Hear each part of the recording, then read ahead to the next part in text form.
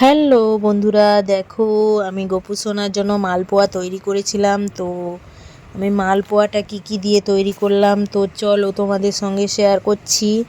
আমি 4টা বড় বড় কলা নিয়েছিলাম, তারপর দেখো সুজি হাফ বাটি মতো নিয়েছি, আর ময়দা 1 বাটি মতো নিয়েছি, আর চিনি আমি একটুখানি নিয়েছি। তোমরা তোমাদের স্বাদ অনুযায়ী নেবে, চিনি যতটা খাবে। আর একটু দুধ গরম করে দুধ দিয়ে আমি ফেটিয়ে নিয়েছি। দেখো এরকমভাবে ব্যাটারটা বানিয়ে নেবে, দিয়ে কিছুক্ষণ রেখে দেবে। তুমি পানমৌরিও এর মধ্যে দিতে পারো, আমার কাছে পানমৌরি ছিল না তাই দিইনি। তো কিছুক্ষণ রাখলে কিন্তু ব্যাটারটা খুব ভালো হয়।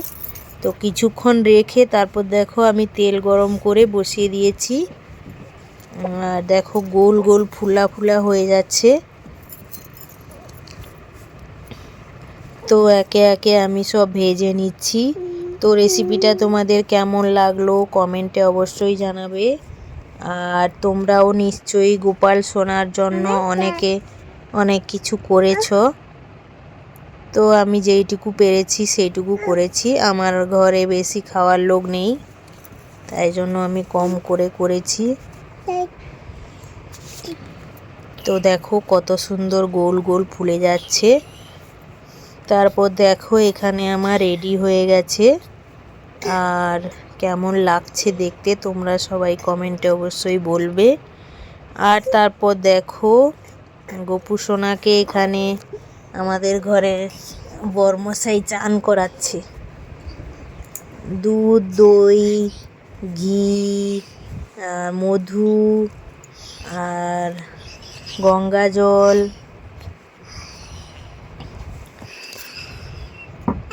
তো দেখো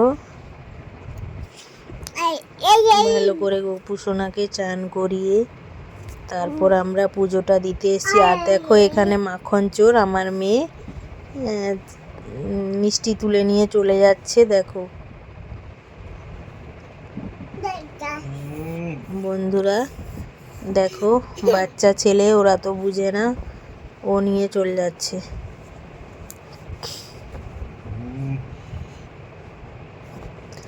আর তারপর দেখো আমরা বই বৃক্ষ সম বদ্ধ হয়ে বৃক্ষ সমে হেইনু ফলরূপে পুত্র কন্যা ডাল ভাঙ্গি পড়ে কাল রূপে সংসারেতে পক্ষ বাসা করে। কাল রূপ যখন কৃষ্ণ চন্দ্র গোপাল ব্রজবালক নাম রাখে ঠাকুর রাখাল।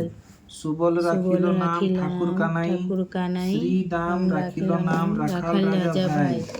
ননি চোরা নাম রাখে যতেক গোপিনী, কাল সোনা নাম রাখে রাধা বিনোদিনী। কুঞ্জা রাখিল নাম পতিত পাবন হরি, চন্দ্রা